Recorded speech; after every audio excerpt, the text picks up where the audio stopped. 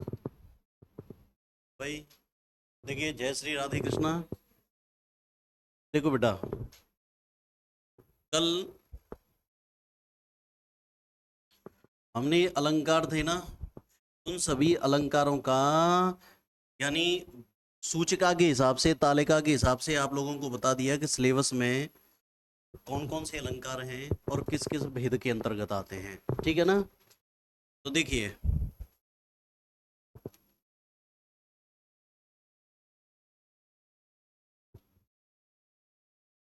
देखिए अब चलते हैं। पहला अलंकार चलेगा अनुप्रास। अनुप्रास चलेगा अनुप्रास, यानी इसको हम तोड़ेंगे तो ऐसे समझ लो, अनु और प्र, दो तो उपसर्ग हैं, अस प्लस घाया। ठीक है ना?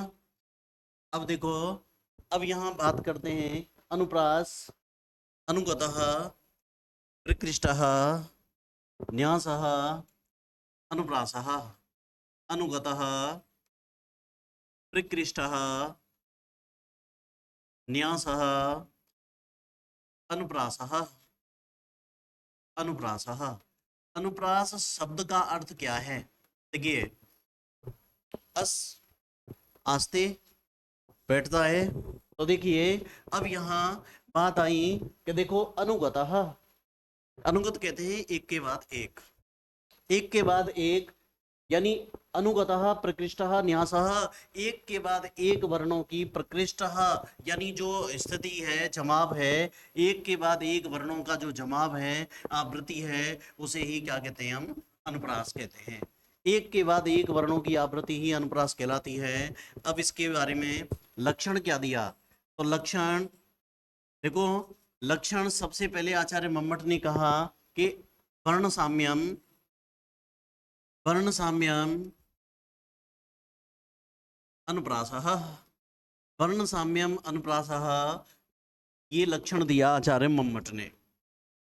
मम्मट, आचार्य मम्मट क्या कहने लगे कि वर्ण साम्यम अनुप्रासः।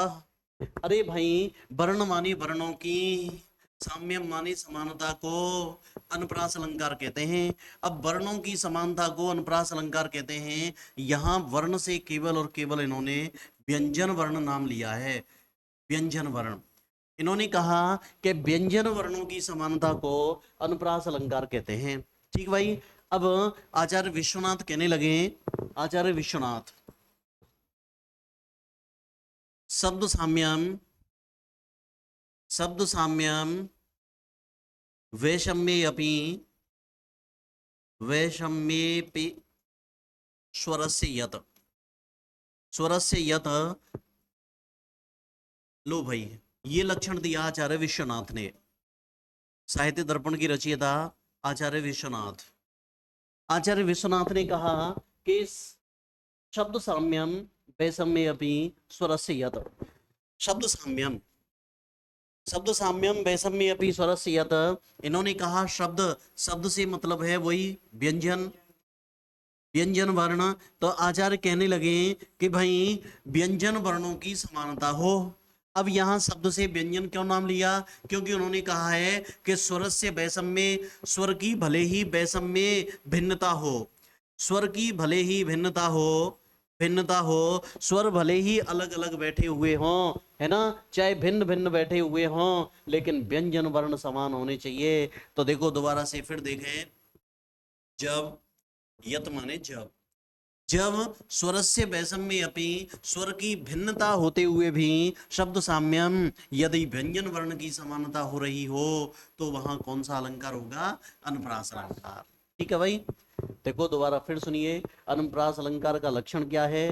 कि वर्ण की समानता, व्यंजन वर्ण की समानता को ही अनुप्रास अलंकार कहते हैं। ये बात आचार्य मम्मट ने कही। और विश्वनाथ कहने लगे, स्वर की भले ही भिन्नता हो, स्वर भले ही अलग अलग लगे हुए हों, लेकिन व्यंजन वर्ण यदि आपस में समान बैठे हुए हैं, तो वहां कौन सा अलंकार होगा? अनुप्रास। अब अनुप्रास अलंकार के भेद, ये तो हमने लक्षण पढ़ा।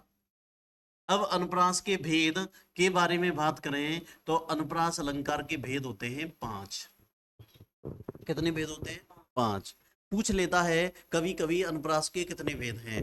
तो अनुप्रास अलंकार के 5 भेद होते हैं। अब वो कौन कौन से हैं तो देखिए, सबसे पहले छेकानुप्रास, वृत्त्यनुप्रास,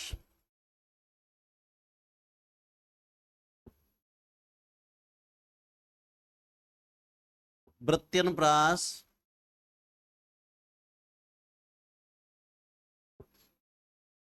श्रुत्यनुप्रास,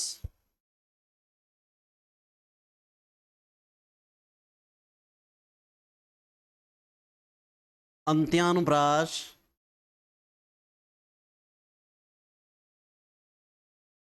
और लाटानुप्रास। लाटानुप्रास। तो देखिए भाई, इसने क्या कहा, छेकानुप्रास।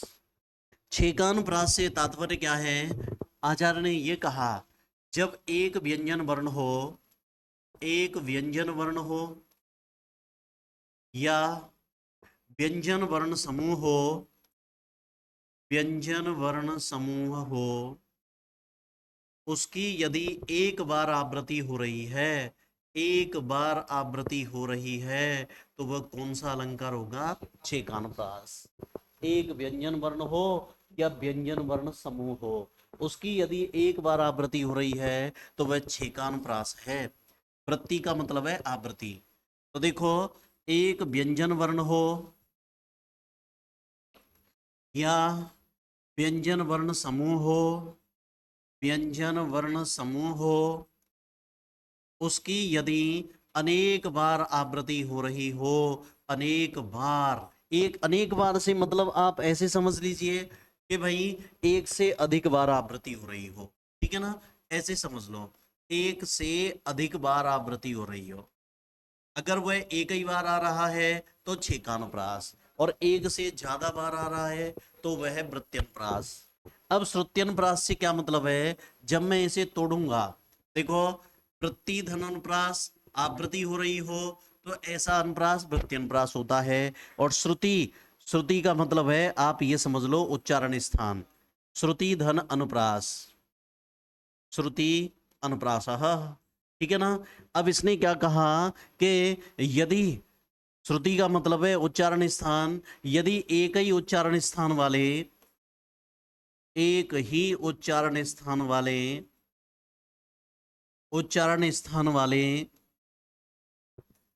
व्यंजन वर्णों की आवृत्ति, व्यंजन वर्णों की आवृत्ति हो रही हो, तो वहां श्रुत्यनुप्रास अलंकार होता है, ठीक है ना। अब अंत्यानुप्रास, तो इसको हम तोड़ेंगे तो ऐसे टूटेगा ये, अंत्य अनुप्रासः, अनुप्रासः, संधि कौन सी हो गई,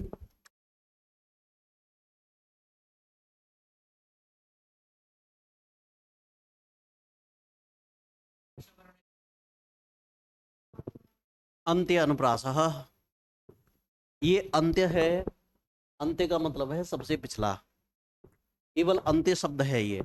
और अनुप्रासः, अकः सवर्णे दीर्घः, आ और आ मिलकर के दोनों बड़े आ हो गए हैं, तो दीर्घ संधि है। अंत्य है? हाँ, इसमें अंत्य शब्द है ना, अंत्य का मतलब है सबसे पिछला। अगर वह आप सबसे पिछले वर्ण की आवृत्ति यानी तुकबंदी देख रहे हो तो वह अंत्यानुप्रास है। तो देखो, इसमें क्या कह सकते हैं हम, इसमें कहा गया कि भाई यदि मैं ये कहूं चरणांत,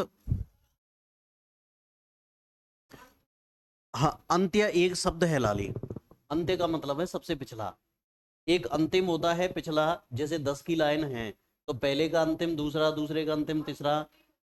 हाँ, अंत्य एक शब्द है, इसका अर्थ है सबसे पिछला। तो अंत्य अनुप्रास, यदि चरणांत में, चरणांत में, हाँ, तुकांतता हो, चरणांत कह दो, पद के अंत में कह दो, पद के अंत में, पद के अंत में तुकांतता हो, तुकबंदी हो, तुकांतता हो, तुकबंदी हो, है ना, तुकबंदी हो, है ना। जैसे उदाहरण के लिए तुमने देखा होगा, जैसे हनुमान चालीसा है, रामायण है, इनकी चौपाइयों में होता है ना तुकबंदी, होती है ना। जैसे अब मैं उदाहरण के लिए दे दूं, जैसे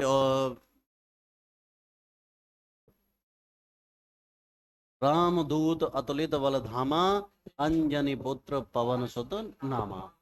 धामा, नामा, है कि नहीं है चरणांत में तुकबंदी। तो यदि चरणांत में तुकबंदी बैठी है तो वहां कौन सा अलंकार होगा? अंत्यान प्रास। अब लाटान प्रास का मतलब क्या है? लाटान प्रास मतलब है तात्पर्य भेद। यदि तात्पर्य भेद तुम्हें दिखाई दे रहा है, तात्पर्य भेद, तात्पर्य भेद से यदि व्यंजन वर्ण की आवृत्ति हो रही है, व्यंजन वर्ण समूह की आवृत्ति हो रही है, आवृत्ति हो रही है, तो वहां लाटान प्रास अलंकार होता है। यानी शब्द वही होंगे लेकिन वहां आवृत्ति दिखाई देगी। शब्द वही होंगे लेकिन आवृत्ति दिखाई देगी। जैसे उदाहरण के लिए मैं ये कह दूं, नयने तस्सेव नयने, तस्सेव नयने। देखो, अब यहां नयने नयने, अब नयन नयन इन दोनों व्यंजन वर्ण समूह की आवृत्ति हो रही है, लेकिन आचार्य का कहने का मतलब अलग है। उन्होंने कहा, अरे नयने आंखें तो, तस्सेव नयने उसी की आंखें हैं। अगर आंखों की बात आती है, किसी की आंखों की बनावट की बात आ रही है, यार आंख, आंख तो उसी की है।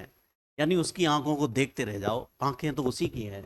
आंखें तो उसी की आंखें हैं। कहने का मतलब यह है कि कहने का तात्पर्य है। जैसे अन्य उदाहरण कहूं मैं, जैसे आ, तुमने ये उदाहरण तो पढ़ा होगा ना, हिंदी का उदाहरण ले लेता हूं, रोको मत जाने दो, जाने दो, रोको मत जाने दो। अब इसको मैं दो तरीके से कह दूं, कहने का तात्पर्य अलग अलग हो गया। एक ने तो रोको पे थोड़ा सा बलाघात कर दिया, रोको मत जाने दो, और दूसरे ने रोको मत पे कर दिया, रोको मत सरकंद्यो, पीछे ने गुलाब जामुन उन्होंने खाए वो बैठे बैठे हो, है ना, इसे सरकंद्यो।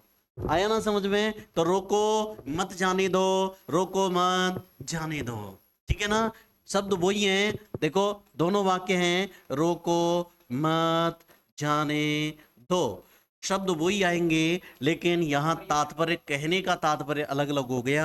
एक में रोको पे थोड़ा सा लोड लगा दिया, जोर लगा दिया हमने, एक पे हमने मत पे कह दिया, रोको मत जाने दो और रोको मत जाने दो। नयने तस्सेव नयने, आंख तो उसी की आंखें हैं, ठीक है ना। तो देखो, कुल मिला के बात यह है कि अनुप्रास अलंकार के 5 भेद होते हैं। छेकानुप्रास, एक व्यंजन वर्ण समूह हो या एक व्यंजन वर्ण हो, उसकी यदि केवल एक बार आवृत्ति हो रही है तो छेकानुप्रास। यदि एक व्यंजन वर्ण हो या एक व्यंजन वर्ण समूह हो, उसकी यदि एक से अधिक बार आवृत्ति हो रही है तो अलंकार होगा प्रत्यनुप्रास, ठीक है ना। केवल एक बार आवृत्ति होगी तो छेकानुप्रास, एक से अधिक बार होगी तो प्रत्यनुप्रास। और एक ही उच्चारण स्थान वाले, जैसे दंत वर्ण आ रहे हैं बार बार बार बार बार बार, तालु वर्ण आ रहे हैं बार बार बार बार, आगे उदाहरण दूंगा मैं हर एक के, है ना। और अंत्यानुप्रास, यदि चरणांत में तुकबंदी हो रही हो तो वहां अंत्यानुप्रास होगा। और तात्पर्य भेद है, यानी जैसे मैं कुछ व्यंजन वर्ण समूह हैं, उनको यदि मैं कहने के तात्पर्य से थोड़ा सा बल दे करके अलग अलग रूप में बोल दूं तो उनके अर्थ भी अलग अलग हो जाते हैं। रोको मत जाने दो और रोको मत जाने दो, ठीक है भाई। ये अनुप्रास अलंकार के भेद होते हैं। तो पुनः देख लीजिए एक बार, देखो, अनुप्रासः अनुगतः प्रकृष्टः न्यासः इति अनुप्रासः। अरे भाई, एक के बाद एक व्यंजन वर्णों की आवृत्ति ही अनुप्रास होती है। अब यहाँ लक्षण आचार्य मम्मट ने कहा कि वर्ण साम्यम अनुप्रासः। अरे वर्ण से मतलब है व्यंजन, व्यंजन वर्णों की समानता को ही अनुप्रास अलंकार कहते हैं। विश्वनाथ ने कहा कि भाई व्यंजन वर्णों की, यानी स्वर की भले ही विषमता हो, स्वर की भले ही भिन्नता हो, लेकिन व्यंजन वर्ण यदि समान हैं, उनकी आवृत्ति हो रही है, तो वहां अनुप्रास अलंकार होगा। और अनुप्रास के 5 भेद होते हैं, ठीक है भाई। तो लिखो अनुप्रास, अनुप्रास अलंकार।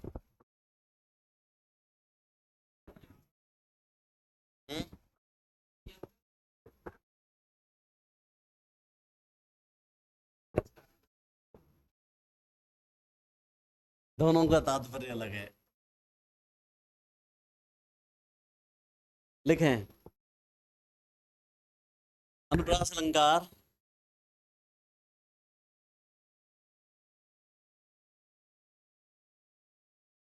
लिखें अनुप्रास अनुप्रास घय और ऐसे लिख देना अनुगतः प्रकृष्टः न्यासः अनुप्रासः।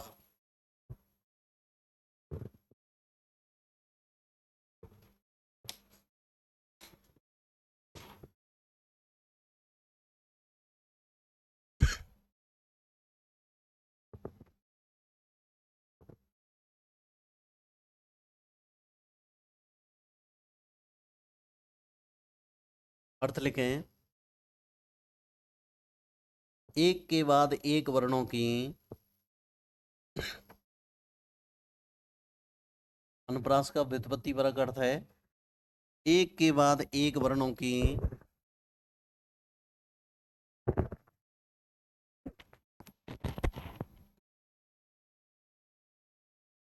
आवृत्ति ही अनुप्रास अलंकार होती है।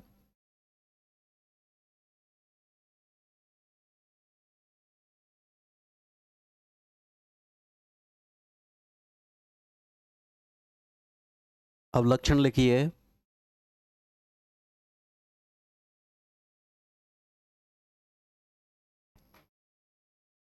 आचार्य मम्मट का वर्ण साम्यम अनुप्रासः।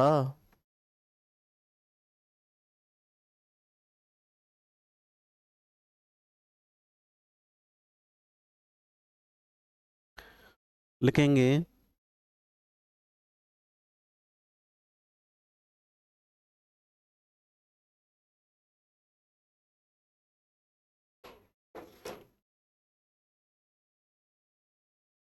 वर्ण साम्यम अनुप्रासः व्यंजन वर्णों की समानता को ही व्यंजन वर्णों की समानता को ही यहाँ वर्ण से मतलब है व्यंजन व्यंजन वर्णों की समानता को ही अनुप्रास अलंकार कहते हैं।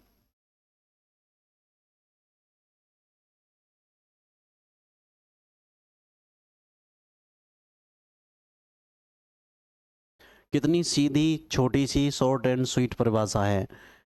वर्ण साम्यम व्यंजन वर्णों की समानता को ही अनुप्रास अलंकार कहते हैं। अब लिखो दूसरी ही एक लाइन छोड़ते हुए विश्वनाथ की शब्द साम्यम वैषम्य अपि स्वरस्य यत्।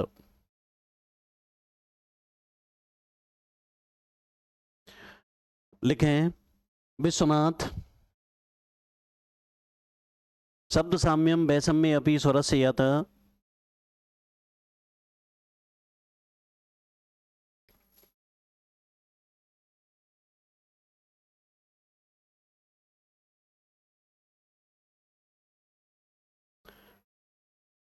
अर्थ लिखेंगे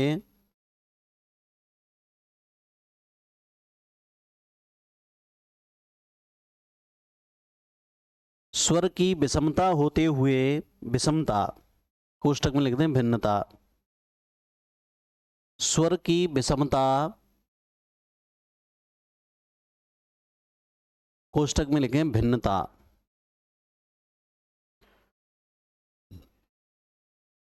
स्वर की विषमता होते हुए भी व्यंजन वर्ण की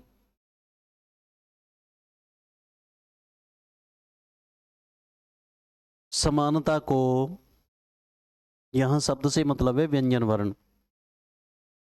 वर्ण की समानता को अनुप्रास अलंकार कहते हैं। अनुप्रास अलंकार कहते हैं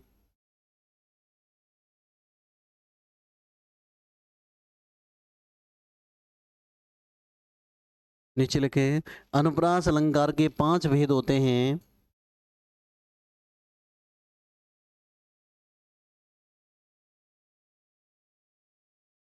पांचों के नाम लिख लीजिए कोमा लगा लगा के छेकानुप्रास वृत्त्यनुप्रास श्रुत्यनुप्रास अंत्यानुप्रास और लाटानुप्रास।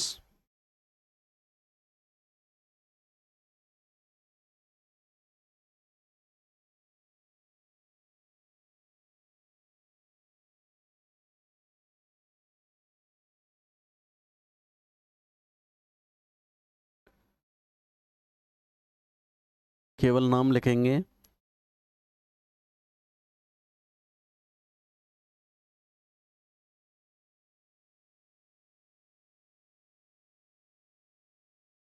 नंबर 1 डालें छेकानुप्रास।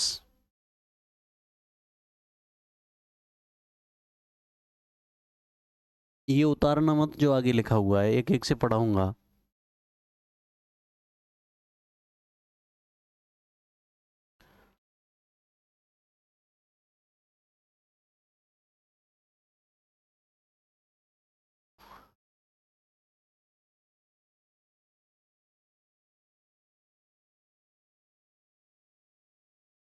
नंबर 1 छेकानुप्रास और लिखें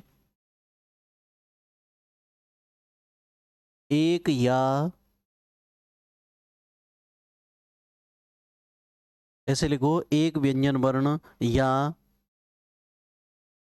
व्यंजन वर्ण समूह की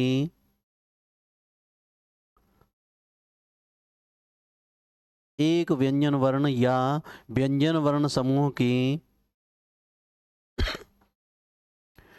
एक बार आवृत्ति हो रही हो, केवल एक ही बार, एक बार आवृत्ति हो रही हो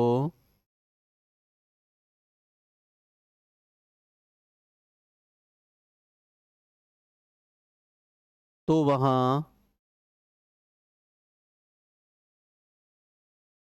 छेकानुप्रास अलंकार होता है।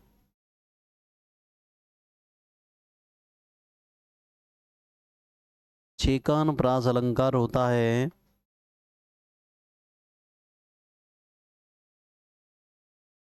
जैसे,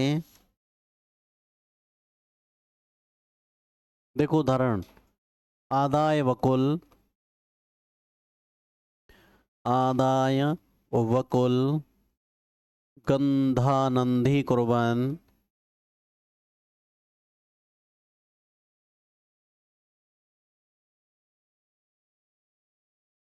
कुर्वन् पदे पदे भ्रमरान्, भ्रमरान्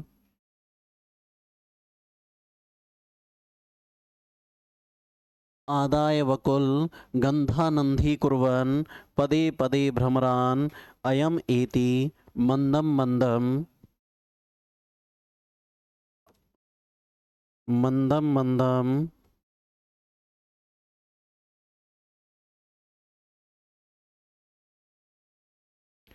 कावेरी तीरपत्तने। मंदम मंदम कावेरी वारी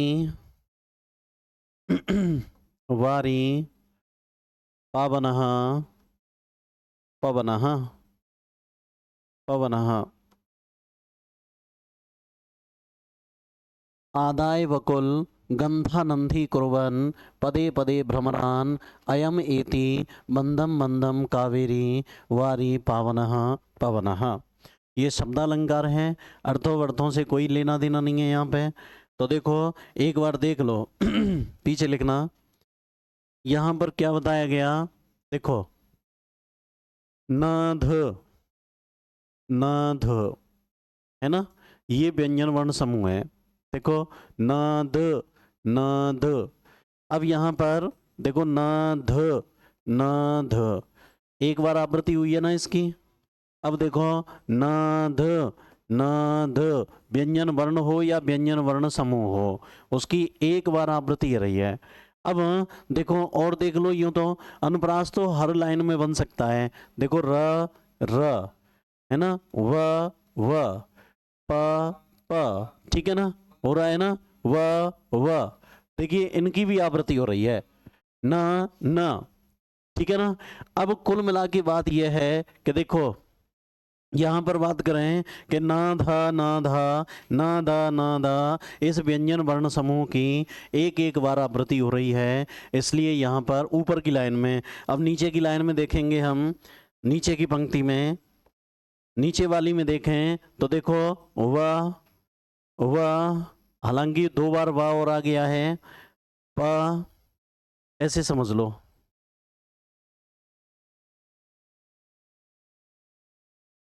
इससे कोई लेना देना नहीं है, केवल वर्ण देखना है हमें, तो वर्ण की आवृत्ति होनी चाहिए, स्वरों से भी कोई लेना देना नहीं है। अब अगर मान लीजिए, देखो यहाँ पे प में देखो यहाँ छोटा आ है और यहाँ बड़ा है, स्वर से भी कोई लेना देना नहीं है, केवल व्यंजन वर्ण की आवृत्ति होनी चाहिए। वाह हो, पा हो, है ना है, रा है, इन व्यंजन वर्णों की भी आवृत्ति हो रही है, इसलिए यहाँ कौन सा अलंकार है? छेकानुप्रास, छेकानुप्रास, ठीक है ना। हाँ, बिल्कुल हो सकता है, कोई ना कोई वर्ण दोबारा आ ही सकता है। तो देखो, अब यहाँ बात करें, पुनः सुनिए, ना धा, इस व्यंजन वर्ण समूह की एक बार आवृत्ति हुई है ना, देखो ना ध ना ध। अब यहाँ ना ध, इस व्यंजन वर्ण समूह की भी एक बार आवृत्ति हुई है, तो इसलिए यहाँ कौन सा अलंकार है? छेकानुप्रास। तो लिखिए, उदाहरण लिखें, आदाय वकुल गंधानंधि कुर्वन् पदे पदे भ्रमरान अयम एति मंदम मंदम कावेरी वारी पावनः पवनः।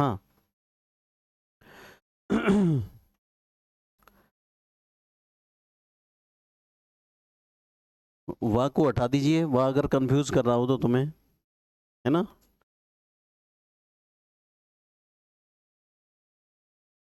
लिखें, नीचे स्पष्टीकरण डालिए।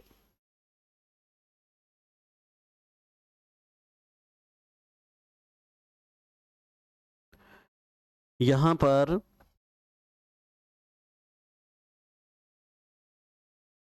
न ध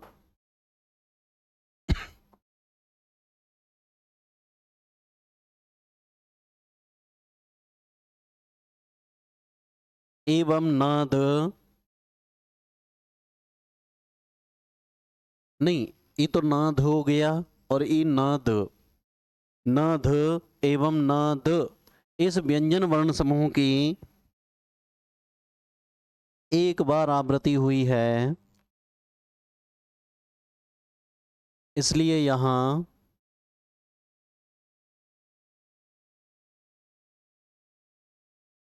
छेकानुप्रास अलंकार है।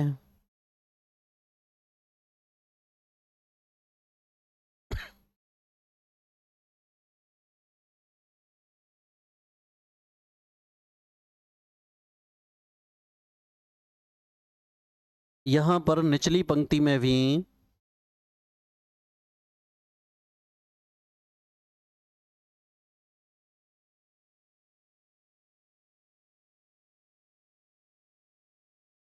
पर न,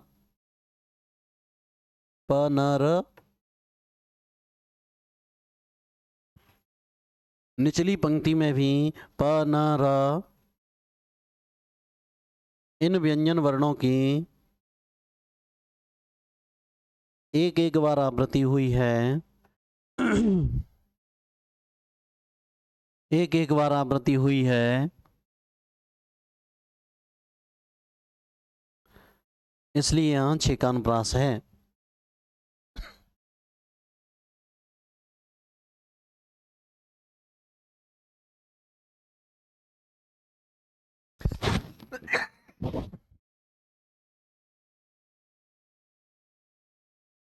अगला उदाहरण ले लीजिए छेकानुप्रास का ही, ततो ऋणः परिस्पंद मंदीकृत बपु शशि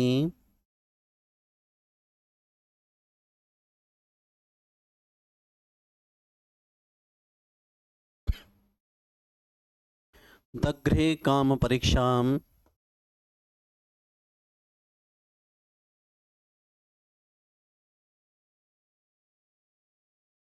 कामिनी गंड पांडुताम, गंड पांडुताम। देखो यहाँ अर्थ से कोई लेना देना नहीं है क्योंकि ये शब्दालंकार है। ततो ऋणः परिस्पंद मंदीकृत वपुः शशि दग्रे काम परीक्षाम कामिनी गंडपांडुताम। अब देखो यहाँ देखें, देखिए ततो ऋणः परिस्पंद मंदीकृत वपुः शशि न द, ठीक है ना, न द, ठीक है ना। अब देखो न द, इसकी एक बार आवृत्ति हो गई है। आगे चलते हैं, दग्रे काम, कामे, ठीक है ना, काम, स्वर भले ही भिन्न हो कोई दिक्कत नहीं है, काम, इसकी भी एक बार आवृत्ति हो गई है, ठीक है ना। परी, परी, इसकी भी एक बार आवृत्ति हो गई है, परी, इसकी भी हो गई है। अब देखो ण ड, भले ही यहाँ छोटा है यहाँ छोटा हुआ है, स्वरों से हमें कोई लेना देना नहीं है। ण ड, इसकी भी एक बार आवृत्ति हो गई है कि नहीं हुई है? अरे भाई अगर व्यंजन वर्ण हो या व्यंजन वर्ण समूह हो, उसकी एक एक बार आवृत्ति हो रही है, केवल एक बार और आ रहा है, तो वहां कौन सा अलंकार होगा? छेकानुप्रास। तो लिखिए ततो ऋणः परिस्पंद मंदीकृत वपुः शशि दग्रे काम परीक्षाम कामिनी गंडपांडुताम।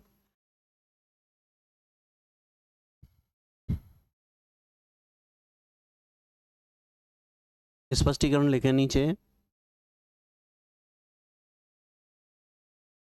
कि यहाँ छेकानुप्रास क्यों है, इस बात को लिखेंगे। लिखें यहाँ पर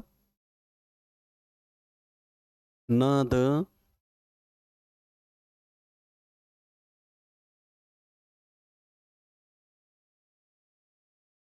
काम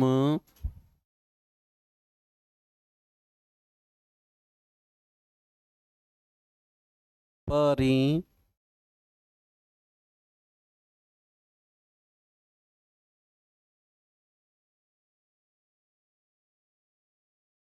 परी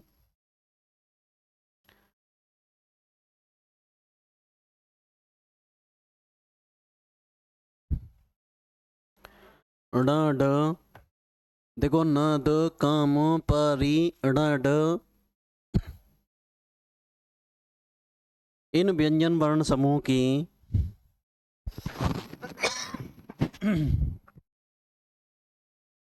एक एक बार आवृत्ति हो रही है,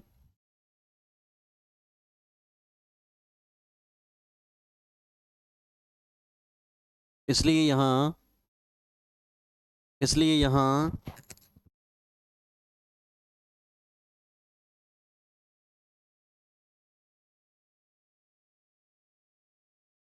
छेकानुप्रास अलंकार है।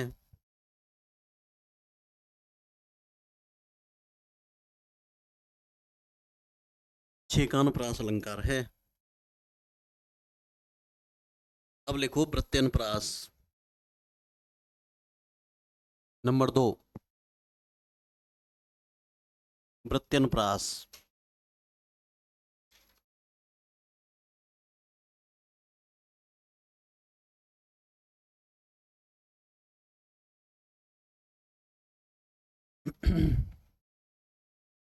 और लिखेंगे एक व्यंजन वर्ण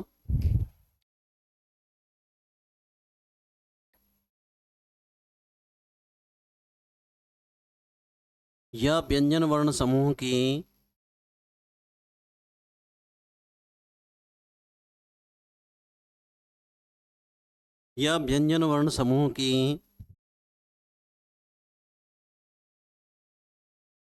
एक से अधिक बार आवृत्ति हो रही हो,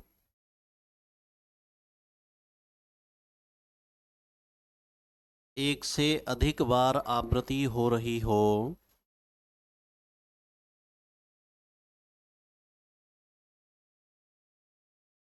तो वहां प्रत्यनुप्रास अलंकार होता है। एक से अधिक बार अंडरलाइन कर दो, वहां केवल एक बार आ रहा था, डबल हुआ था, यहां एक से ज्यादा बार आएगा। आवृत्ति हो रही हो तो वहां प्रत्यनुप्रास अलंकार होगा। जैसे देखो, तुमने ये उपेंद्र वज्रा वाला उदाहरण देखा ही होगा। त्वमेव माता च पिता त्वमेव त्वमेव बंधुश्च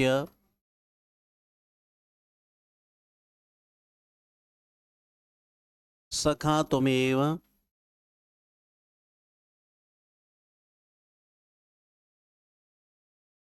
त्वमेव विद्या द्रविणं त्वमेव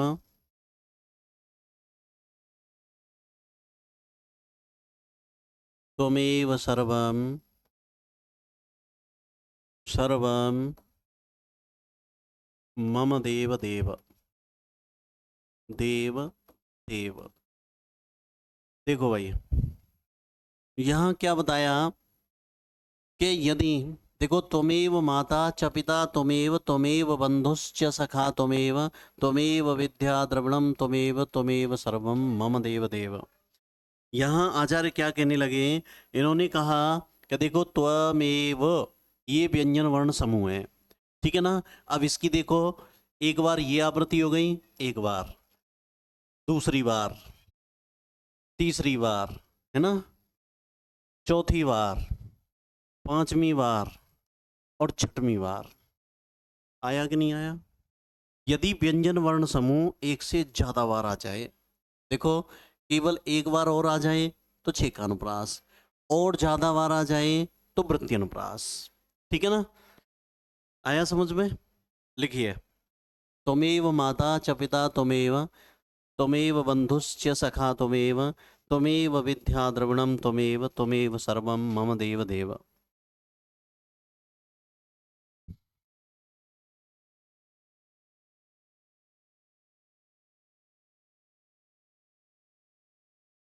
यहाँ पर त्वमेव इस व्यंजन वर्ण समूह की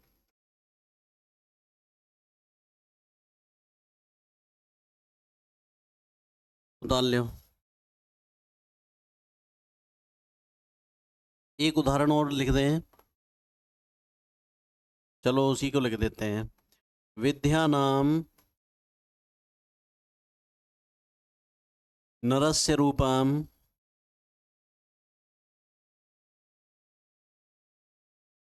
अधिकम प्रच्छन्न गुप्तम धनम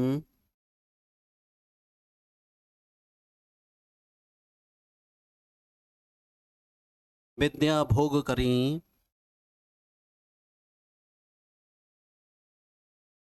भोग करी यशः सुख करी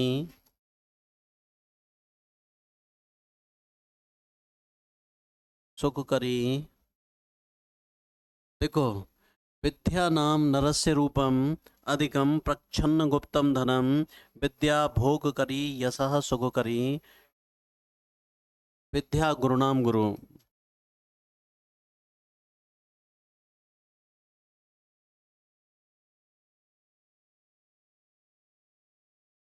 लो भाई, अब देखो,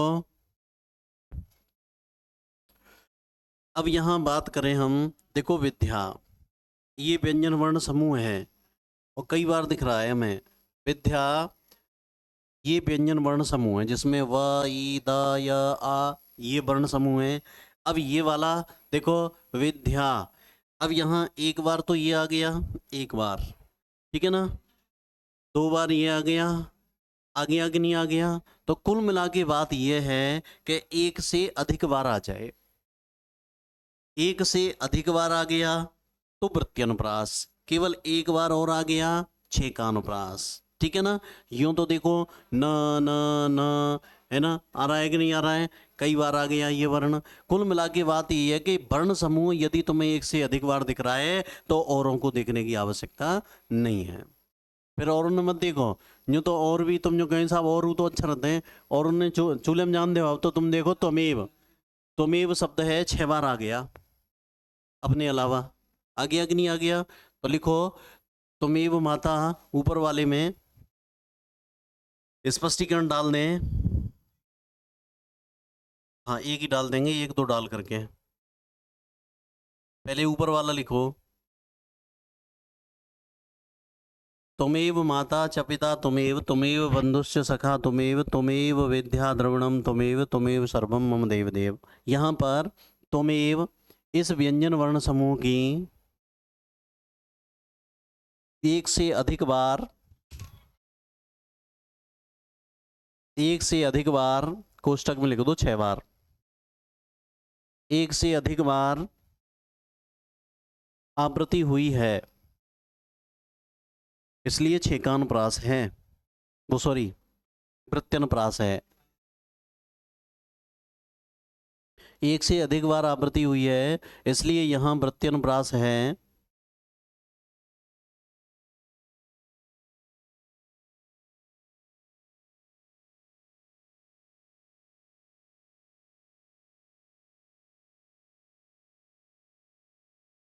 दूसरा वाला लिख लिया ये, इसको लिखो।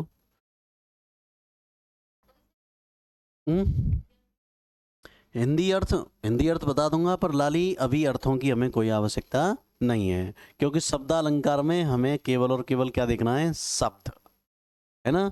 यहाँ अर्थों से कोई लेना देना नहीं है। देखो, हाँ, विद्या नाम नरस्य रूपम, विद्या मनुष्य का छिपा हुआ गुप्त धन है, विद्या भोग प्रदान करने वाली है, यश और सुख देने वाली है, और विद्या गुरुओं की भी गुरु है। पर लेकिन अर्थ से हमें कोई लेना देना नहीं है, और आवाज नहीं। लिखें यहाँ पे, इसको लिख करके विद्या वाले को, और जिन्होंने दोनों लगातार लिख दिए हैं वो लिखें, दूसरे पद्य में विद्या इस व्यंजन वर्ण समूह की, और जिन्होंने अब लिखा है इस पद्य में विद्या इस व्यंजन वर्ण समूह की एक से अधिक बार आवृत्ति हुई है, एक से अधिक बार, एक से अधिक बार ही तो हुई है, 2 बार और आ गया ही है अपने अलावा, इसलिए यहाँ छेकानुप्रास है। अब देने को तो देखो कितने भी उदाहरण दे दो। चलो एक और लिख देते हैं, विद्या इस व्यंजन वर्ण समूह की एक से अधिक बार, कोष्टक में लिख दो 2 बार, आवृत्ति हुई है, इसलिए यहां प्रत्यनुप्रास अलंकार है।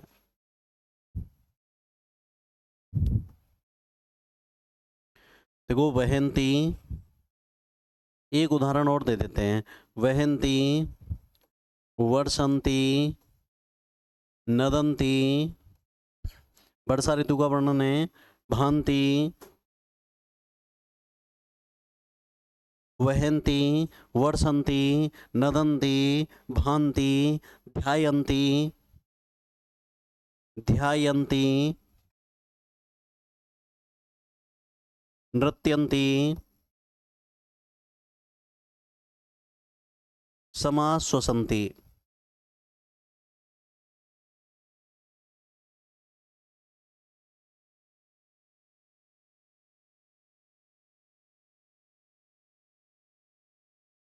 वहंती,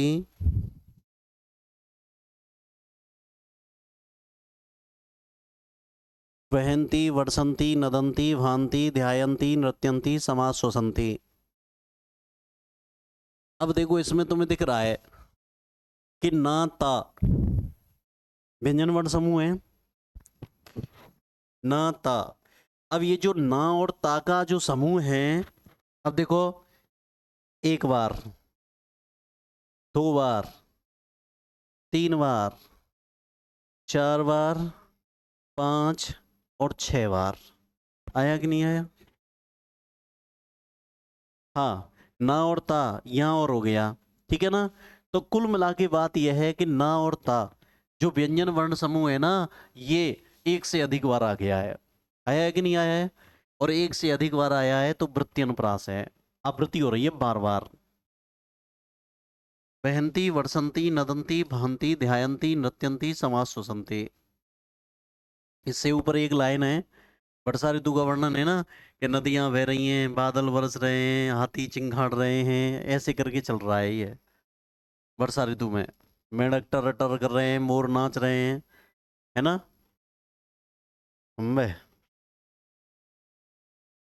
लिखें यहाँ पर, यहाँ पर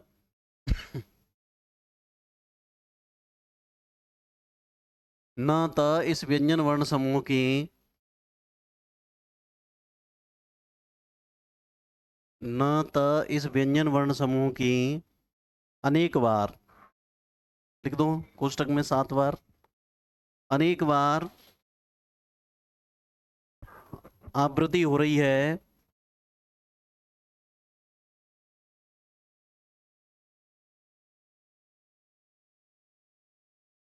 अनेक बार आवृत्ति हो रही है, इसलिए यहां प्रत्यनुप्रास अलंकार है, इसलिए यहां प्रत्यनुप्रास अलंकार है। अब चलते हैं श्रुत्यनुप्रास में। है भान धातु है, भान आभास करना।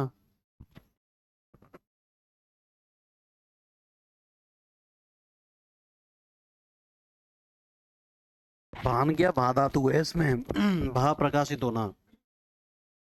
अब देखो, अब लिखेंगे तीसरा नंबर, श्रुत्यनुप्रास। श्रुत्यनुप्रास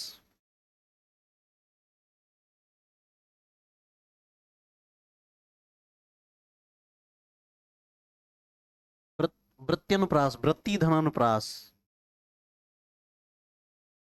अब लिखें श्रुत्यनुप्रास, लिखें एक ही उच्चारण स्थान वाले, एक ही उच्चारण स्थान वाले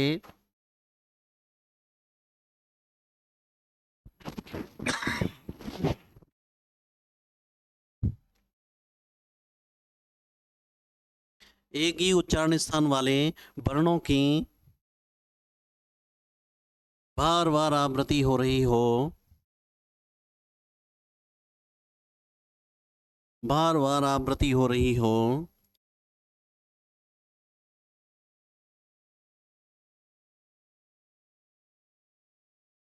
तो वहां श्रुत्यनुप्रास अलंकार होता है।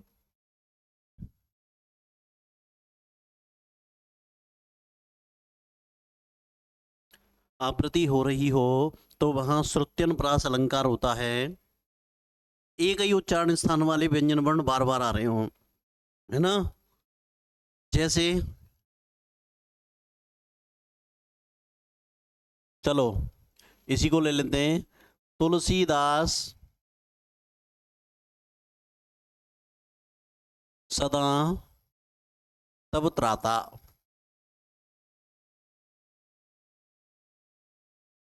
तुलसीदास जी कह रहे हैं कि वह ईश्वर तब आपका हमेशा रक्षक है, रक्षा करने वाला है, ठीक है ना। तुलसीदास जी कह रहे हैं कि वह परमात्मा हमेशा आपकी रक्षा करने वाला है। तो देखिए अब इस लाइन में देखें, देखना यहां त ल स ध स, है ना। देखो दंत स्थान वाले हैं कि नहीं है, सारे के सारे दंत वर्ण हैं।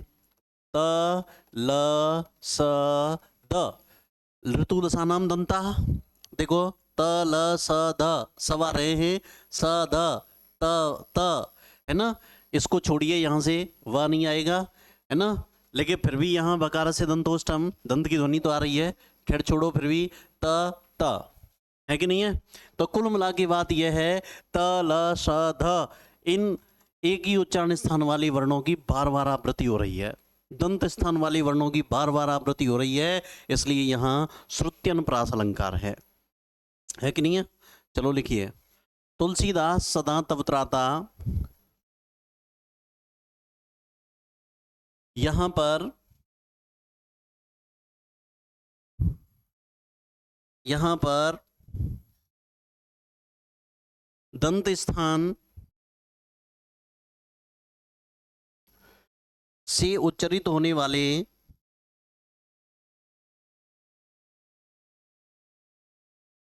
त ल स द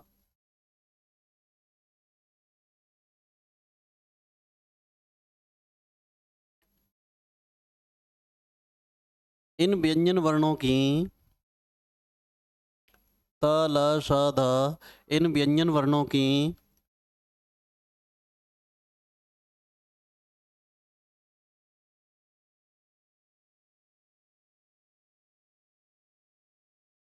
बार बार आवृत्ति हो रही है।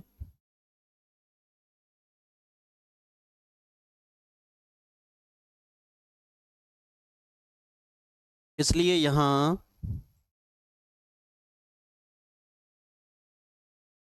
श्रुत्यनुप्रास अलंकार है।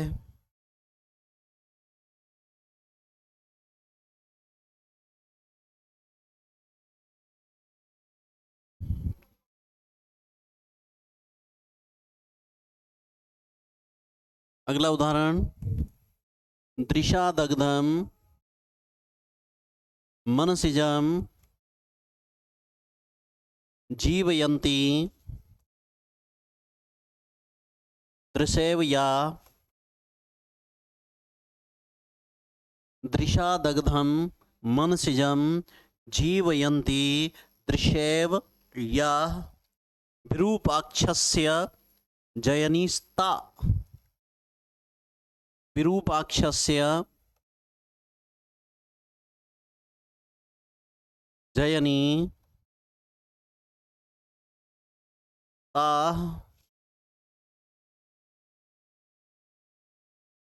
इस्तुमो वामलोचना इस्तुमो वामलोचना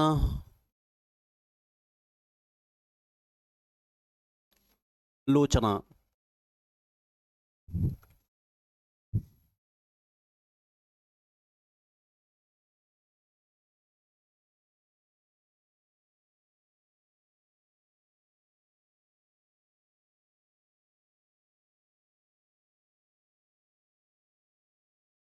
ताल लीजिए। दृशादग्धम मनसिजम जीवयन्ति दृशैव याः विरूपाक्षस्य जयनीस्ता स्तमो वामलोचना।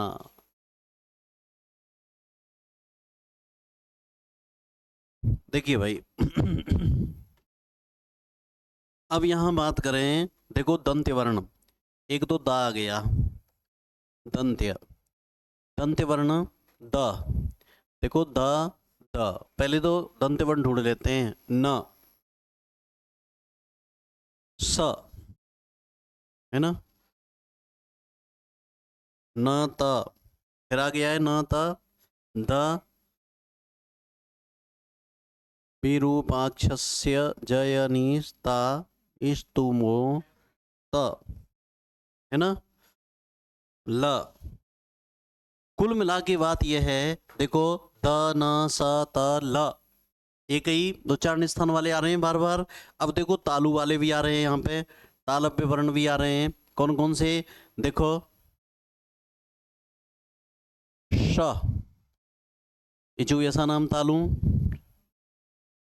ज ज य स य, है ना, य ज य च, स ज य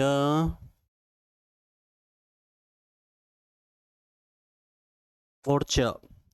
देखिए भाई अब यहाँ बात करें कि एक ही उच्चारण स्थान वाले जो वर्ण हैं वो बार बार आ रहे हैं। जैसे दंत वाले वर्ण हैं द न स त ल, इनकी आवृत्ति हो रही है।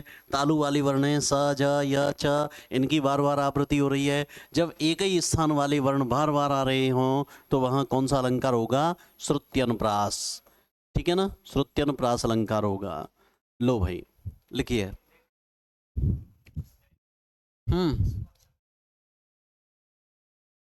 मनसिजम में नहीं, मनसिज में जो सा है ये तो दंत स्थानीय है। हाँ झा, झा का तालु हो गया, ई का हो जाएगा। देखो बाद में बता दूंगा मैं इसको। ई केवल ई वर्ण का तो तालु हो जाएगा। जब आप ये कह रहे हो कि सा में ई जुड़ रहा है तो पूरे सी का उच्चारण स्थान हो जाएगा क्या? नहीं, इसका दंत प्लस तालु हो जाएगा। दंत और तालु सी, वो विसर्ग का होता है। वो केवल विसर्ग का होता है कि विसर्ग के बाद में, है ना, जैसे मैं कहूँ तालु, देखो जैसे विसर्ग है, विसर्ग अनिश्चित स्थान वाला होता है रामः। अब आ के बाद विसर्ग है तो विसर्ग का उच्चारण स्थान कंठ। हरि ही, अरे विसर्ग के बाद ई के बाद विसर्ग है तो विसर्ग का उच्चारण स्थान तालु। ठीक है ना? तो केवल विसर्ग के लिए है ये कंडीशन, और किसी के लिए नहीं है।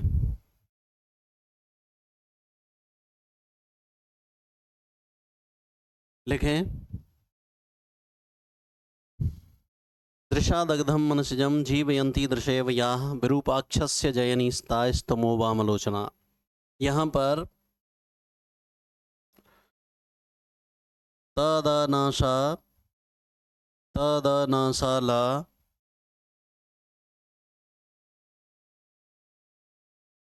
या दनाशाताला जो भी है, तदनाशाला, इन दंत्य वर्णों की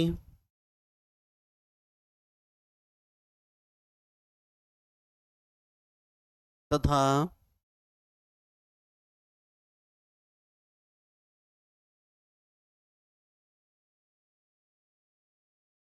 चाव दो तालु में से चा को हटा दो क्योंकि चा दोबारा नहीं आया है इसमें, है ना? देखो सा आ गया है, बात दूसरी बार चा आ गया है, या आ गया है, लेकिन चा नहीं आया है ना? ऐसे ही इसमें द न सा ता, लेकिन ला नहीं आया है इसमें, दो बार नहीं आया है ना? नहीं आया है, इसमें से ला को हटा दो, चा को हटा दो। लिखें, द न सा ता इन दंत्य वर्णों की और सा जा या इन तालव्य वर्णों की आवृत्ति हुई है, इसलिए यहाँ श्रुत्यनुप्रास अलंकार है।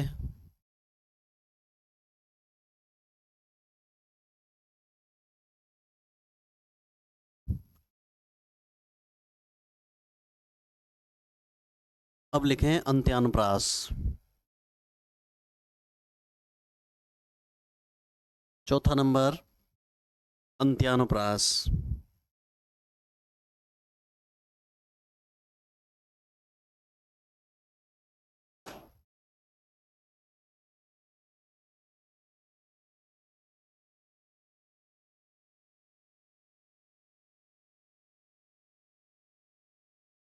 लिखेंगे जहां पर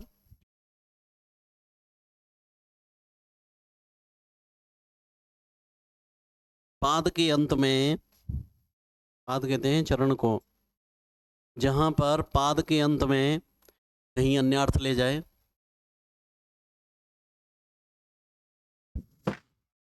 जहां पर पाद के अंत में यानी चरण के अंत में व्यंजन वर्णों के आधार पर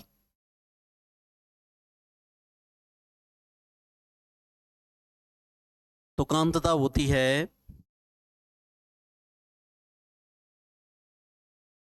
तुकांतता होती है,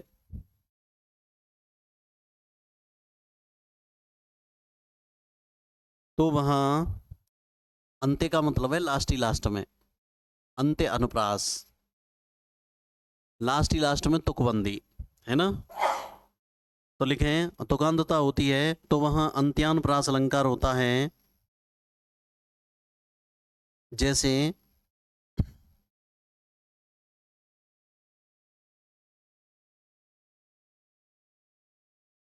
जैसे उदाहरण के लिए देखें, केसः, कास,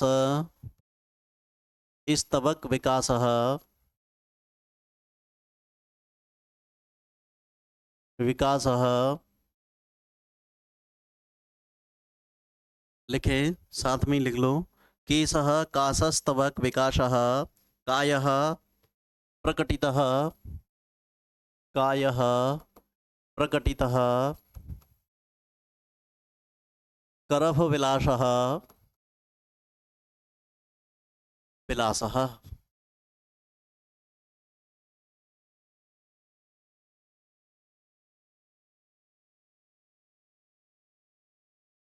देखो मैंने एक लाइन लिखी है और लास्ट में तुकबंदी आ रही है यहाँ पे।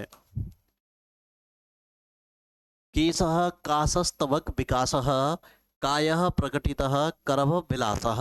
तो विकासः और विलासः लास्ट में आस विकास विलास है ना, ऐसे करके तुकबंदी आ रही है। अगर लास्ट में तुकबंदी आ रही हो तो वहां अंत्यानुप्रास अलंकार होता है। अंत्यानुप्रास, अंत्य अंत्य कहते हैं लास्ट में। तुकबंदी दिखाई दे रही हो तो अंत्यानुप्रास होता है। चलो एक उदाहरण तो ये हो गया। दूसरा उदाहरण और देते हैं। यावत वित्तोपार्जन सक्तः तावत निज परिवारो रक्तः। यावत वित्तोपार्जन वित्तोपार्जन शक्तः तावत निज परिवारो रक्तः रक्तः। और पश्चात धावती जर्जर देहे, पश्चात धावती जर्जर देहे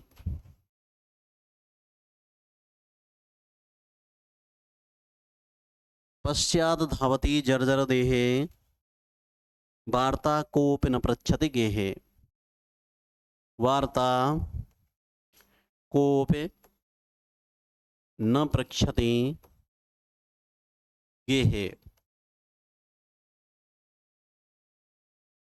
देखो अब समझ लो पहले। देखो दोनों के दोनों में देखो यहाँ पे केस कासस्तवक विकासः। देखो विकास ऊपर वाली लाइन में और विलास, विकास और विलास लास्ट में तुकबंदी है चरणांत में। अब देखो इसमें देखो यावत वित्तोपार्जन शक्तः शक्तः तावत निज परिवारो रक्तः शक्तः रक्तः, एक जैसा दिख रहा है ध्वनि। पश्चात धावती जर्जर देहे, देखो देहे और वार्ता कोपि न पृच्छति गेहे। देहे गेहे शक्तः रक्तः, तो तुकबंदी दिखाई दे रही है लास्ट में। अगर चरणांत में यदि तुकबंदी दिखाई दे रही है तो कौन सा अलंकार होगा? अंत्यानुप्रास। ठीक है ना। तो लिखिए पहली लाइन। केशः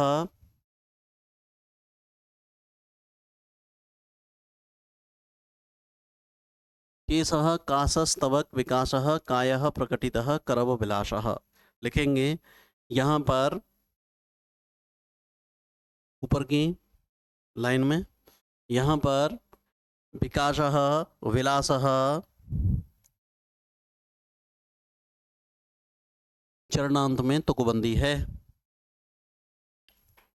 ये लोकेश बंद कर दो। चरणांत में तुकबंदी है।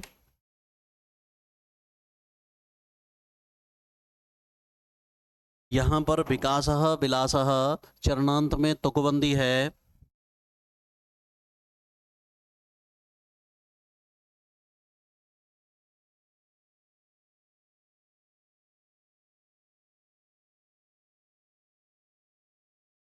तुकबंदी है। अब दूसरे वाला उतार लो।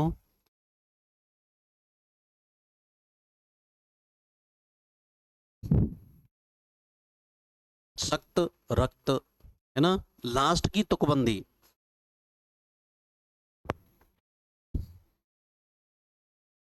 नहीं, दोनों में ही कत आ जाएगा।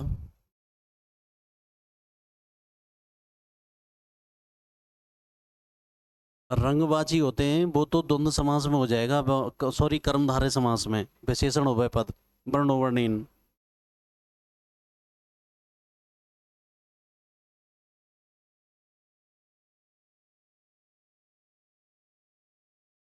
पर वहां वत आता है उसमें भाई, मतुप में वती तो शेष बचेगा और अकारांत है तो वत लगा देंगे। रक्तवत रहे ना, पुल्लिंग में रक्तवान, स्त्रीलिंग में रक्तवती और नपुंसकलिंग में रक्तवत, ऐसे वत लगाएंगे।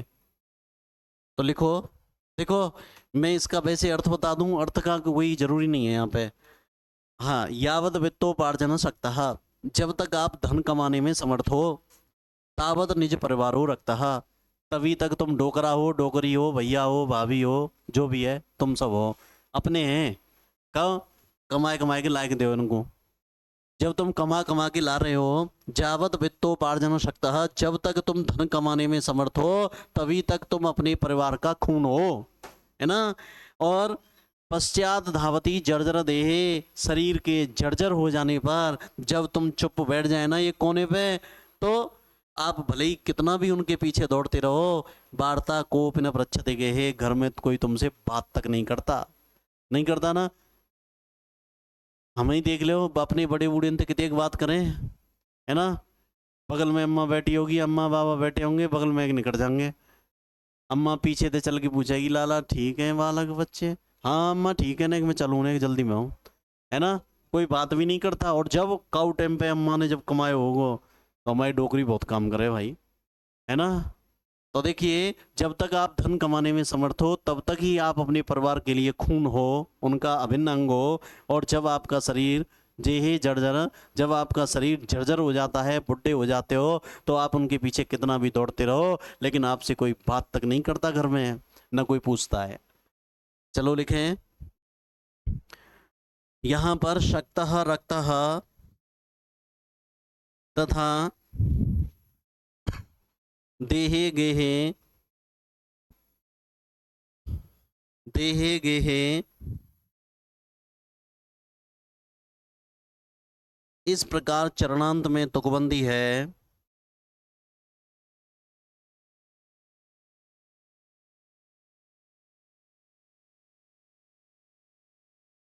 इसलिए यहां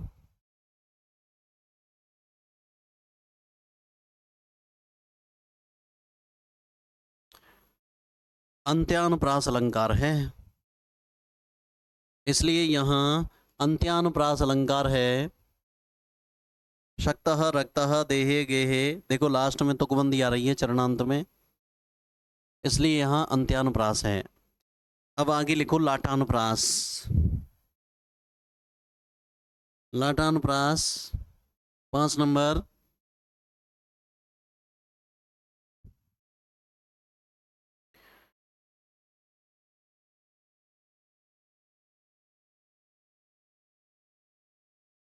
जब स्वर के साथ, जब स्वर के साथ व्यंजन वर्णों की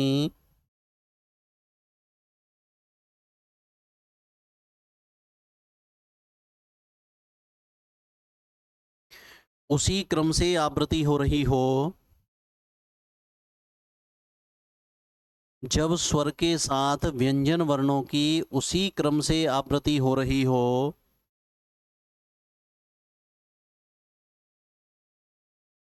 तो वहां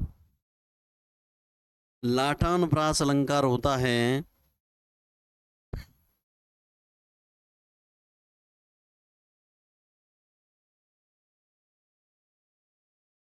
उसी क्रम से आवृत्ति हो रही हो तो वहां लाटानुप्रास अलंकार होता है।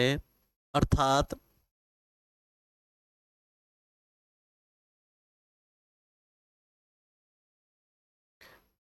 इसमें दोनों पाद समान होते हैं,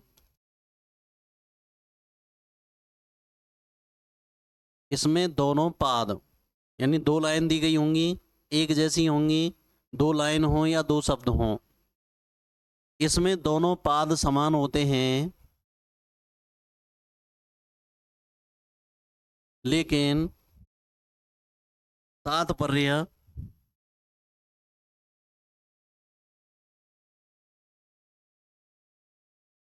कोष्टक में लिख दो कहने का भाव, तात्पर्य यानी कहने का भाव, कोष्टक बंद, अलग होता है।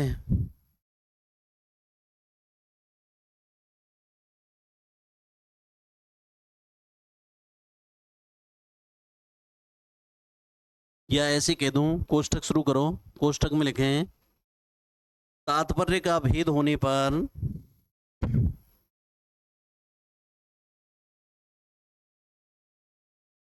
तात्पर्य का भेद होने पर समानार्थक शब्द या पद की आवृत्ति ही तात्पर्य का भेद होने पर समानार्थक शब्द या पद की आवृत्ति ही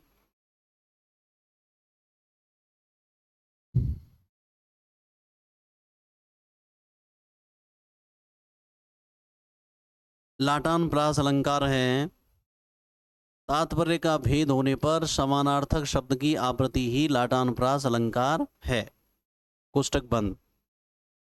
ये बात समझ लो कि एक जैसे व्यंजन वर्ण समूह होगा, मात्रा मात्रा सेम होगी। जैसे देखो दो पाद हैं, रोको मत जाने दो, रोको मत जाने दो, एक जैसे हैं सारे के सारे।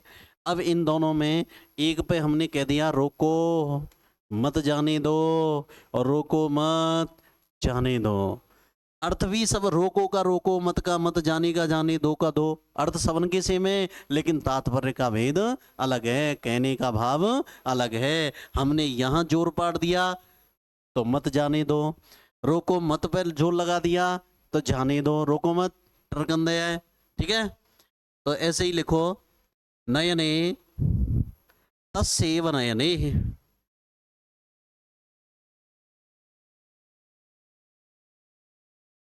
दोनों का समान ही होता है लेकिन कहने का भाव अलग होता है। अगर अलग अलग अर्थ हो गया तो यमक अलंकार हो जाएगा ना, लगातार आवृत्ति हो गई है ना, तो यमक हो जाएगा फिर पर वो लगातार आएंगे। यहाँ पर अर्थ भी समान होगा लेकिन कहने का भाव अलग है। अब देखो रोको का अर्थ भी वही है जो नीचे वाले का है ना, मत का भी वही अर्थ है जो नीचे वाले का है। अब यहाँ हमने रोको पे जोर लगाया, मत जाने दो, रोको मत जाने दो, है ना, अर्थ सेम रहेगा लेकिन कहने का भाव अलग होगा। अब देखो नयने तस्सेव नयने, अब यहाँ वास्तव में यहाँ एव एक निपात है और इसका अर्थ आ गया सचमुच में। अरे सचमुच में, तस्य माने उसी की, नयने आंख तो, अरे आंखें तो वास्तव में उसी की आंखें हैं, है ना, ऐसे आएगा अर्थ इसका। तो लिखो नयने तस्सेव नयने च, तस्सेव नयने च और लगा देना च, नयने तस्सेव नयने च, वास्तव में आंखें तो उसी की आंखें हैं,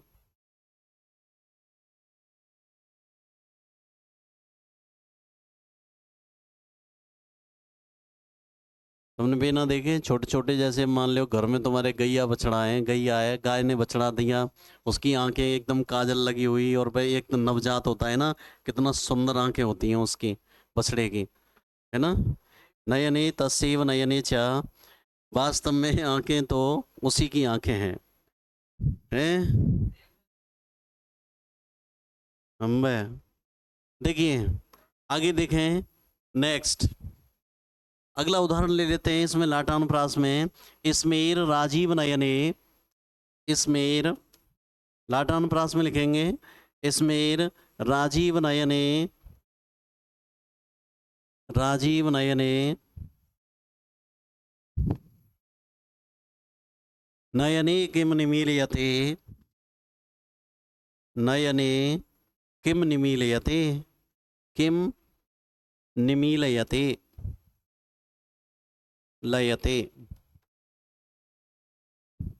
नयने किम निमीलयते, पश्य निर्जित कंदर्प, निर्जित कंदर्प,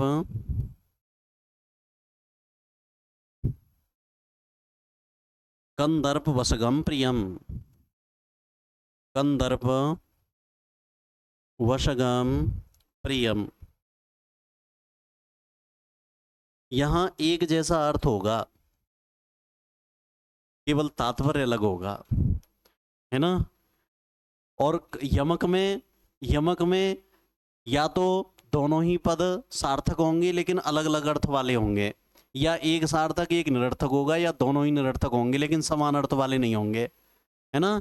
अब इसने क्या कहा, स्मेर राजीव नयने, हे कमल के समान आंखों वाली। राजीव, कमल कहते हैं। स्मेर राजीव नयने, हे कमल के समान आंखों वाली। स्मेर माने पतलाओ। हे कमल के समान आंखों वाली, नयने किम निमीलयते, तुम अपनी आंखों को क्यों बंद कर रही हो।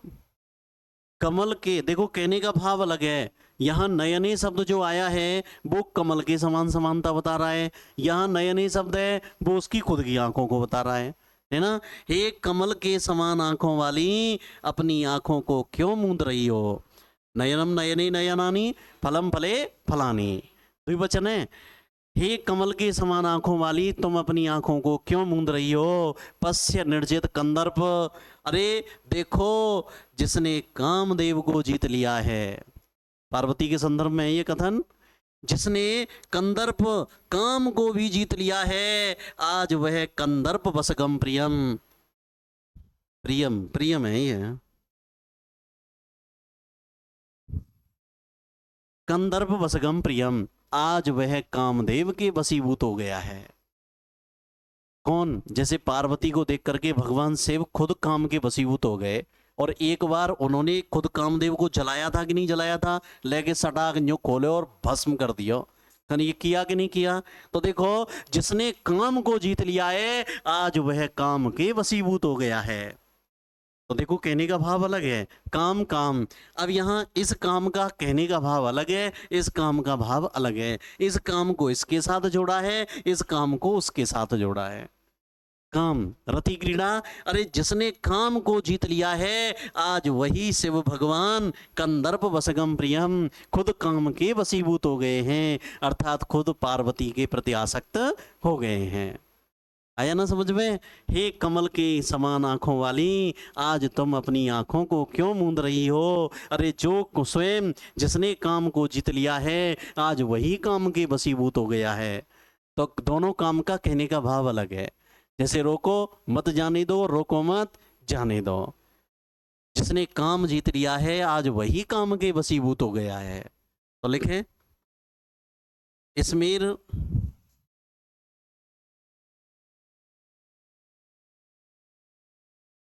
हाँ जैसे अर्थ अर्थ और उसके हिसाब से थोड़ा सा भाई, यहाँ पर बात आप बिल्कुल सही कर रहे हो, क्योंकि शब्द को अर्थ के साथ जोड़ करके देखा गया है, लेकिन यहाँ तात्पर्य का भेद है और शब्द को, और उन्होंने वो जो अलंकारों के भेद में अनुप्रास के अंतर्गत ही डाला है इसको। हाँ, हल्का सा अर्थ आपको थोड़ा सा आता है, कहने का भाव आता है, तो आप समझ सकते हो। पर लेकिन हमें अब अपनी नहीं छांटनी। आचार्य ने अनुप्रास के भेद कितने किए, 5। तो हमें लाटा अनुप्रास को अनुप्रास के अंतर्गत ही सम्मिलित करना पड़ेगा।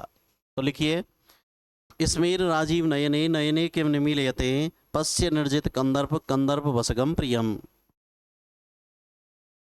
हे कमल के समान आंखों वाली,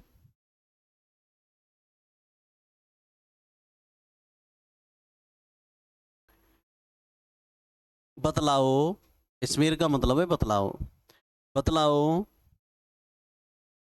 तुम अपनी दोनों आंखें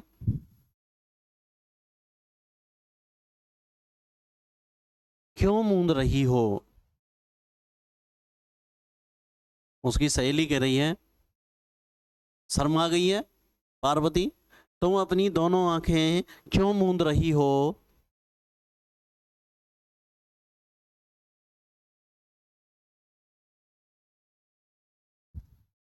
अरे देखो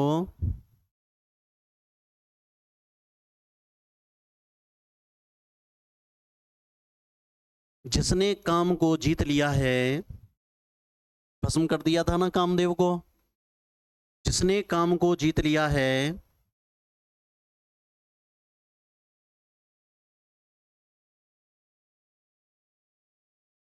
वही प्रिय आज काम के वशीभूत हो गया है। वही प्रिय आज काम के वशीभूत हो गया है।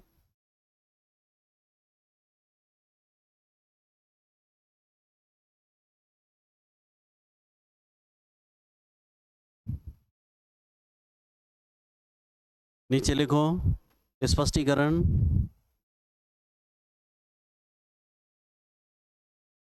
यहां पर नयनी शब्द का अर्थ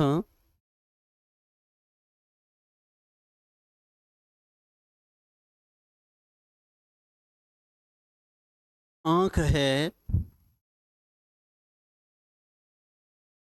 तथा कंदर्प शब्द का अर्थ काम है। नयनी शब्द का अर्थ आंख है तथा कंदर्प शब्द का अर्थ काम है, लेकिन दोनों बार उच्चरित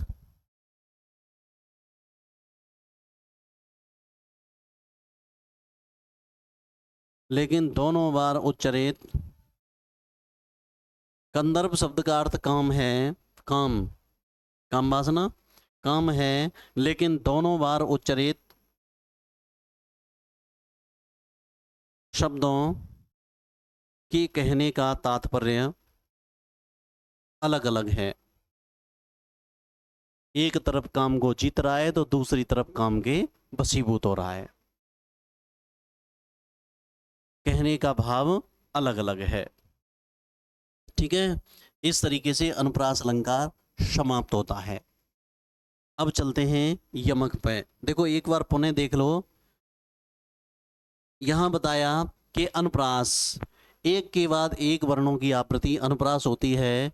मम्मट ने कहा वर्ण की समानता को ही अनुप्रास कहते हैं, और वर्ण में भी किसकी, व्यंजन वर्णों की। स्वर की भले ही विषमता हो लेकिन व्यंजन वर्ण की समानता हो तो उसे अनुप्रास कहते हैं। आचार्य विश्वनाथ। अनुप्रास अलंकार के 5 भेद होते हैं। छेकानुप्रास, एक व्यंजन वर्ण या व्यंजन वर्ण समूह की एक व्यंजन वर्ण या व्यंजन वर्ण समूह की केवल एक बार आवृत्ति हो रही हो, केवल एक बार, तो वहां कौन सा अलंकार होगा, आपका छेकानुप्रास होगा। जैसे नाध नाध, इसकी एक एक बार आवृत्ति हो रही है। यहाँ नाद काम परिणाड, इनकी एक एक बार आवृत्ति हो रही है। अब कहें प्रत्यनुप्रास, एक व्यंजन वर्ण या वर्ण समूह की यदि अनेक बार आवृत्ति हो रही है, एक से अधिक बार हो रही है, तो वहाँ प्रत्यनुप्रास होगा। जैसे त्वमेव की एक से अधिक बार आवृत्ति हो रही है, विद्या की एक से अधिक बार आवृत्ति हो रही है। अब बात करें कि श्रुत्यनुप्रास, जहाँ पर एक ही उच्चारण स्थान वाले वर्णों की बार बार आवृत्ति हो रही हो तो उन्हें श्रुत्यनुप्रास अलंकार कहते हैं। जैसे यहाँ दंत वर्णों की बार बार आवृत्ति हो रही है, तुलसीदास सदांत अवत्राता वाले में। दृशादगदम, यहाँ दंत वर्ण द न श त, इनकी और स ज य, इनकी बार बार आवृत्ति हो रही है। ठीक है, आगे अगला बताया अंत्यानुप्रास, जब लास्ट में तुकबंदी हो तो विकास विलास सक्त रक्त देहे गेहे, अगर तुकबंदी है तो अंत्यानुप्रास होगा। और अब लाटानुप्रास की बात करें तो देखो लाटानुप्रास क्या कहने लगा कि जहाँ पर व्यंजन वर्ण समूह एक जैसे चरण होंगे, एक जैसे शब्द होंगे, समान अर्थ होगा लेकिन कहने का भाव अलग होगा। ठीक है भाई, जैसे नयने नयने, दोनों का अर्थ आँख है लेकिन कहने का भाव अलग है। आँखें तो वास्तव में उसी की हैं, है ना। अब दोनों आँखों का कहने का भाव अलग हो गया। अब बात करें कि देखो अब ये उदाहरण भी लाटानुप्रास अलंकार का है। लाटानुप्रास यहाँ पर बताया गया, देखो यहाँ भी आँख है और यहाँ भी इसका अर्थ आँख है, लेकिन दोनों का अलग अलग प्रयोग हो रहा है। अरे हे कमल के समान आँखों वाली, ये आँख इधर आ गया, अपनी आँखों को क्यों मूंद रही हो, है ना। जिसने काम जीत लिया है वही काम के वशीभूत हो गया है। तो यहाँ एक तरफ काम को जीत रहा है और दूसरे वाले में काम के वशीभूत हो रहा है। तो तात्पर्य कहने का भाव अलग है लेकिन अर्थ समान है कि नहीं, अर्थ समान। तो कुल मिला के बात यह है कि भाई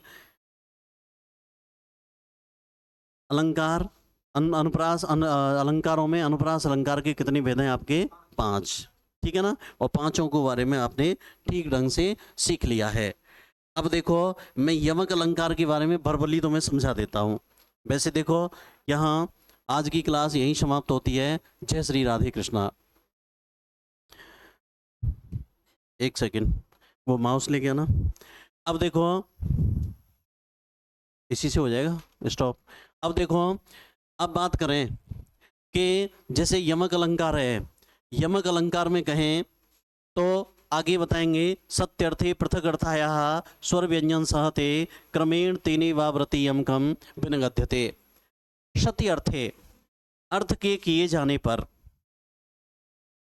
अर्थ के किए जाने पर अगर अर्थ किया जा रहा है, आप घर जाके देखोगे, सत्य अर्थे पृथक अर्थाया स्वर व्यंजन सहते, अर्थ किया जा रहा हो तो अलग अलग अर्थों वाले स्वर व्यंजन समुदाय की यदि लगातार आवृत्ति हो रही हो, जैसे तुमने उदाहरण सुना होगा, नव पलास पलास वनम पुरहा, तो पलास पलास लगातार आ रहे हैं कि नहीं आ रहे हैं, लेकिन दोनों का भिन्न भिन्न अर्थ है। एक पलास का मतलब पत्ता है, दूसरे का ढाक है कि नहीं है। अरे कनक कनकते सौगुनी मादकता अधिकाय, एक कनक का अर्थ अलग है, दूसरे कनक का अर्थ अलग है। लगातार आवृत्ति हो रही हो, तुरंत, जैसे क न क, इसके तुरंत बाद क न क, अगर लगातार आवृत्ति हो रही हो तो वहां कौन सा अलंकार होगा, यमक। इसके बारे में हम कल चर्चा करेंगे, ठीक है भाई।